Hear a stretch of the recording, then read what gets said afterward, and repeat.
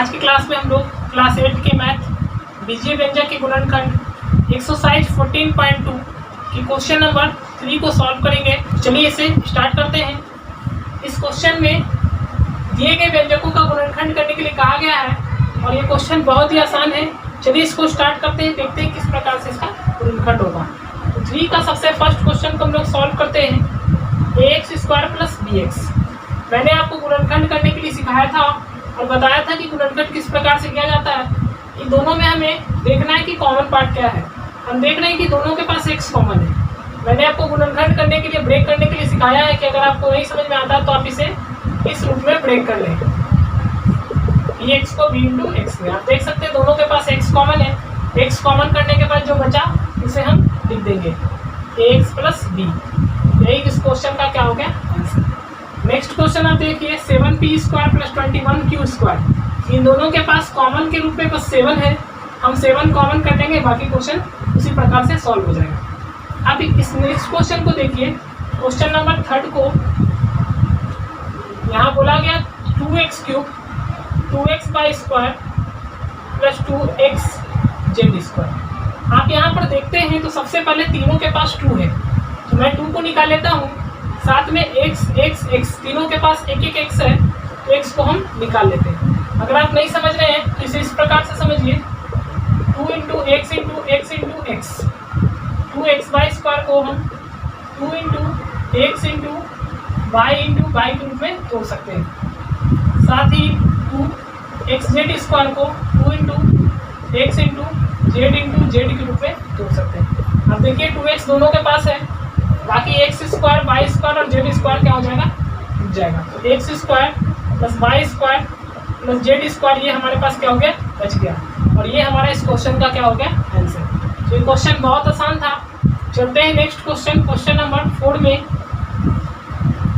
am² plus bm² plus bn² plus an²। इस question को solve करने के लिए कहा गया है। ये क्वेश्चन भी बहुत ही आसान है। आप इस क्वेश्चन को सॉल्व करने के लिए सबसे पहले am² ये दोनों पार्ट को एक साथ ले लें और इस दोनों पार्ट को एक साथ ले लें, ठीक है। तो ये ऐसा दिखेगा am² plus an² plus bm² plus bn², यानी b वाले पार्ट को b के साथ और a वाले पार्ट को a के साथ। अब इन दोनों के पास आप देख रहे हैं a है, तो मैं a को कॉमन करूंगा तो m² प्लस n² हो जाएगा। साथ में इन दोनों के पास b है, m² प्लस n² होगा। b निकालने के बाद m²। मैंने आपको सिखाया था जब 2 कॉमन पार्ट आता है इन दोनों में से एक को निकाल लेना है, तो हम इसको लिख सकते हैं m² और n² और इन दोनों पार्ट को एक साथ मिला देंगे a प्लस b। ये इस क्वेश्चन का क्या हो गया आंसर। इस प्रकार से हमारा क्वेश्चन नंबर 4 भी सॉल्व हो गया। अब चलते हैं अपने क्वेश्चन नंबर 5 में। इस क्वेश्चन में भी बोला lm plus l plus m plus 1। तो सबसे पहले आप इन दोनों को देखिए, इन दोनों में ऐसा क्या है जो कॉमन है। तो हम कह सकते हैं कि इन दोनों के पास l है, इसके पास भी l है, इसके पास भी l है, तो हम l को कॉमन करेंगे। इसके पास क्या बचेगा m, और इसने l दे दिया तो l से l एक बार में। अब इन दोनों के पास ऐसा कोई भी चीज़ कॉमन नहीं है। मैंने पहले की क्लास में बताया है कि जब कॉमन पार्ट आपको ना मिले तो इसका मतलब है आपके पास कॉमन क्या है, एक है। तो यहाँ से हम एक कॉमन करेंगे तो ये m प्लस 1 ही हो जाएगा। अब आप देखिए दोनों सेम है।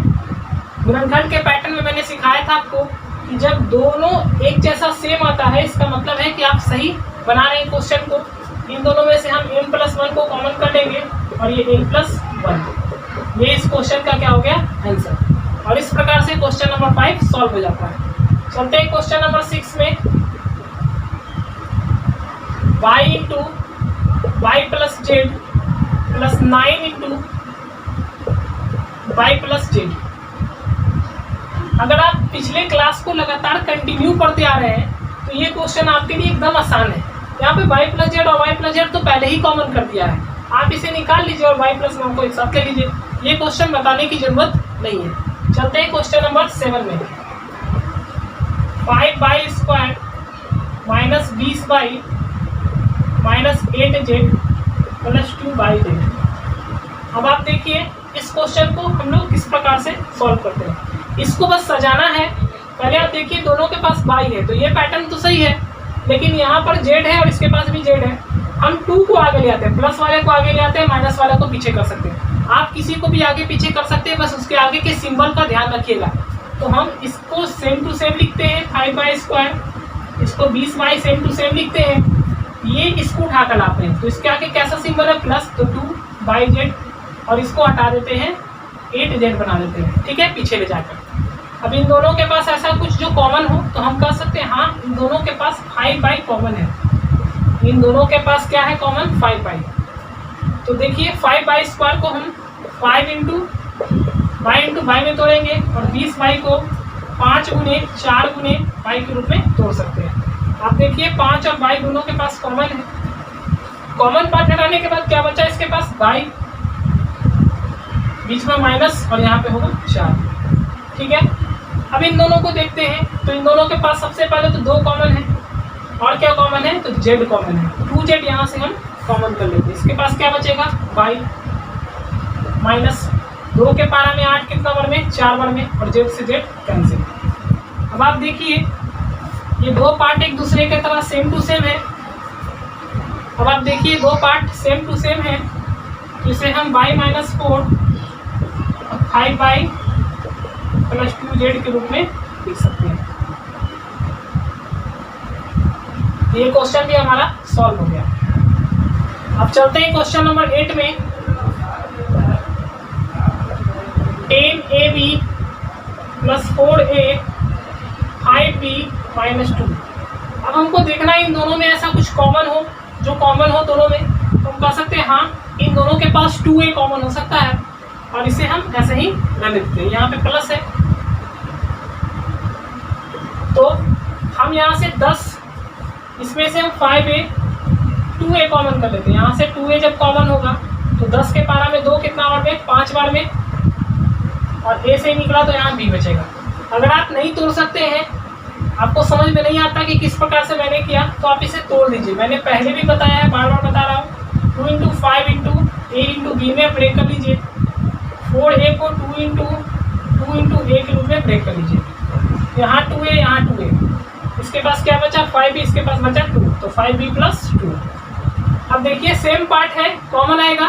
5b और 2 में कोई भी पार्ट कॉमन नहीं है, तो हम यहाँ से एक कॉमन निकालेंगे, तो 5b + 2 ही रह जाएगा।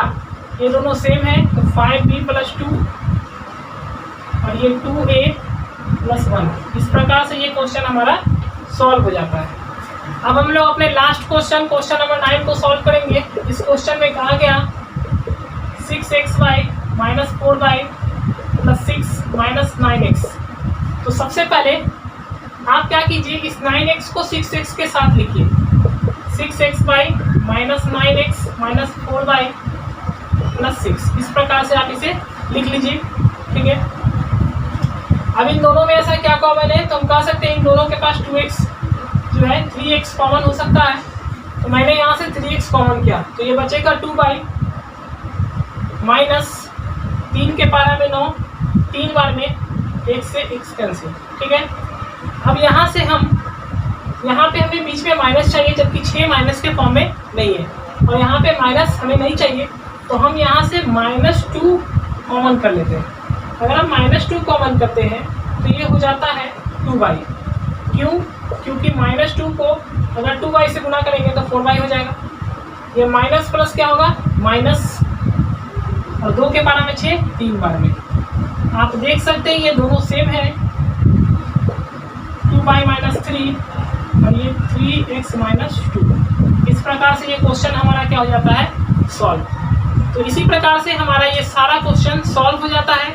उम्मीद है आप सभी क्वेश्चन को समझ गए होंगे। अब हमारा नेक्स्ट क्वेश्चन हम लोग नेक्स्ट क्लास में सॉल्व करेंगे। अगर आपको ये क्लास अच्छा लगा हो तो इसे लाइक करें, इसे ज़्यादा से ज़्यादा मात्रा में शेयर करें। साथ ही अगर इससे रिलेटेड कोई प्रॉब्लम हो तो कमेंट करें, और कमेंट करके बताएं कि आपको ये क्लास कैसा लगा। और इस चैनल को अगर नए हैं तो इस चैनल को सब्सक्राइब कर लें।